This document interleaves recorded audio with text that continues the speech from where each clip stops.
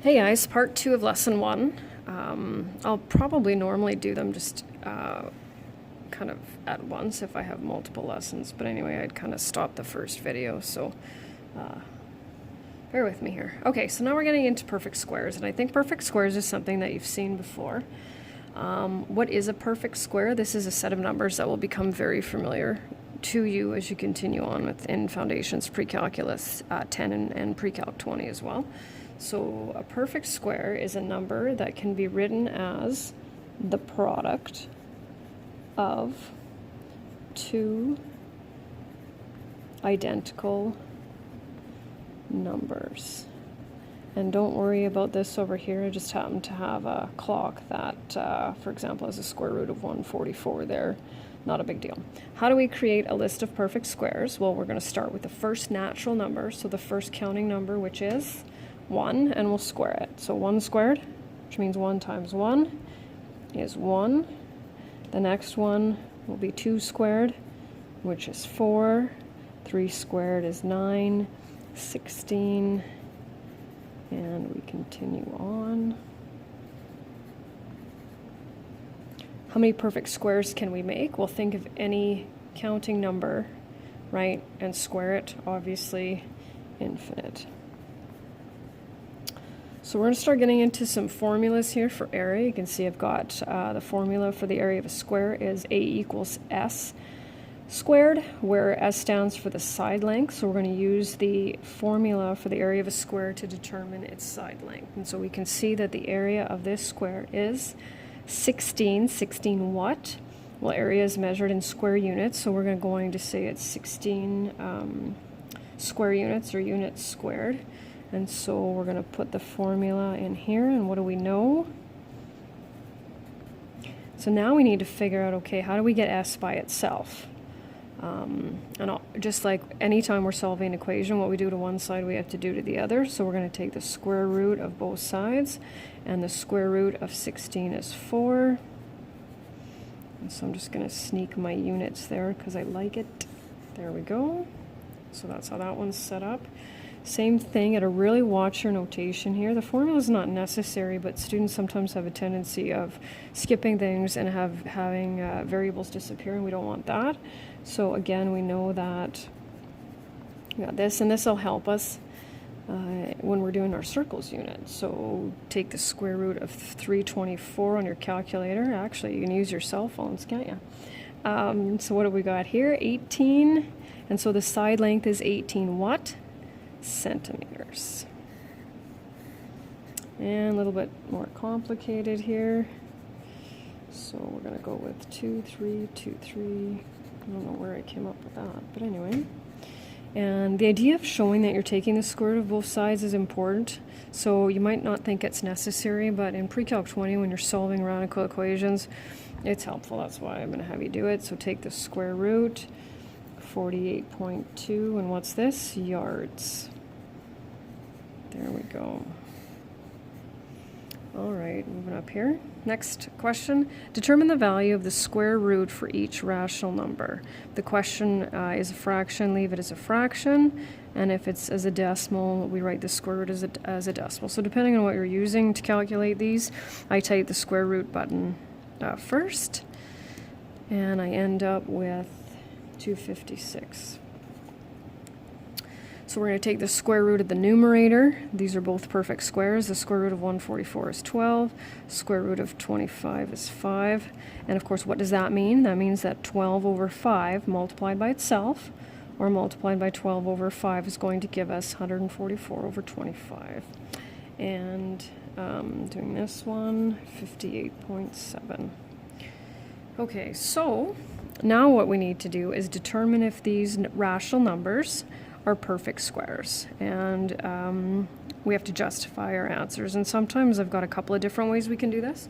So we'll start with 57. So one of the ways you can do it is you can take it, square root it on your calculator. If the screen fills up, it means it's a non-terminating, non-repeating decimal, so it's not a perfect square. And the other thing you might want to do too is look at the list of perfect squares. You can see it up here, 57 falls between these two, so clearly it's just not going to make the list of perfect squares. So no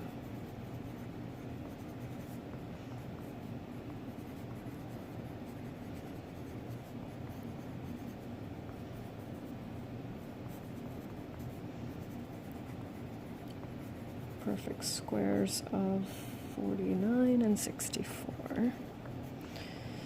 Okay, now this isn't going to quite work necessarily, so we're going to take the square root of 6.4, and my calculator tells me it's 2.5298222128, and even though it terminates on my calculator, it has to because my calculator can only hold so many digits. So we're going to talk a little bit more about that. So we're going to say no because its square root is not a rational number.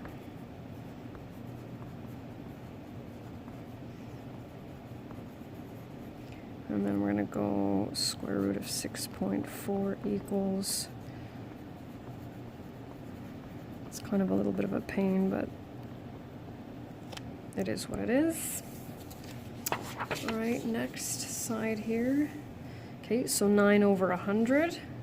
So what are we going to look at? We're going to look at the numerator and the denominator, and we're going to make sure, we're going to double check if they're perfect squares. And so we can flip back to our list of perfect squares, or you can take the square root of the numerator and denominator on your calculator.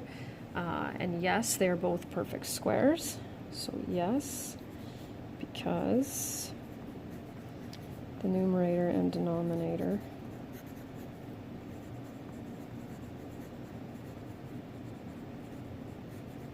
are perfect squares. And then what I need is, I need its square root. So we're going to, you got to watch your signs here. So we're going to take the square root of 9 over 100. And notice that it's with, because these are equal, so you don't want to tell me that the square root of this is equal to the square root of this, or take out this symbol and tell me that 9 over 100 is equal to 3 over 10, because it's not. So next one, 0.0036. So when I take the square root of that on my calculator, I end up with a terminating decimal, and we reviewed that's rational.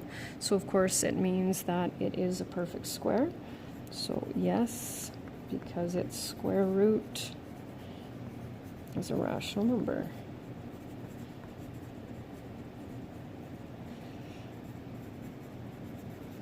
Square root of, there we go. And so here you can see the numerator is a perfect square, but the denominator is not. So that means it's not. So we're just going to say no because 5 is not a perfect square.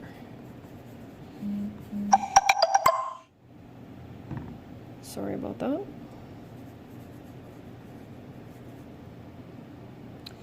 Uh, 1089. Take the square root of that, and I end up with 33. So that's obviously a yes. Yes, because it's square root. Probably haven't. Well, actually, I'm the one writing. Thinking you guys aren't going to write this. You're just going to watch, aren't you? Is a rational number. There we go. And, okay, and then last but not least, we've got 8 over 18. So I look at the numerator and I look at the denominator and I think, well, no, because neither 8 nor 18 are perfect squares. However, we have to check one thing first before we reject that. We have to make sure that the fraction's simplified.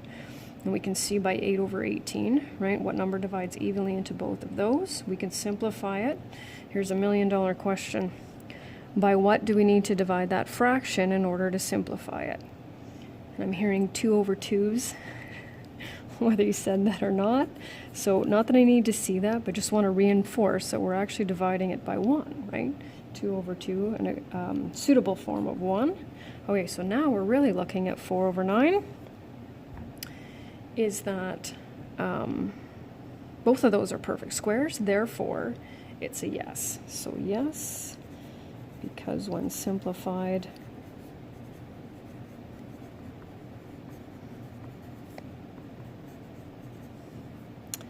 the numerator and denominator